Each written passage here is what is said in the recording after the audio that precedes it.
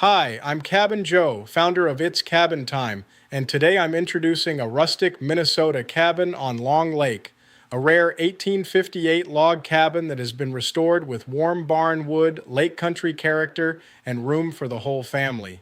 This is the kind of place guests are searching for when they want rustic but restored Minnesota cabins on the lake near Litchfield, Grove City, Willmar, and Spicer.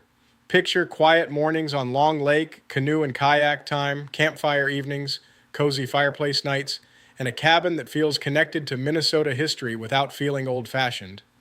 Cabin timers, this family-friendly cabin sleeps up to 8 and gives you space to slow down, spread out, and enjoy real cabin life.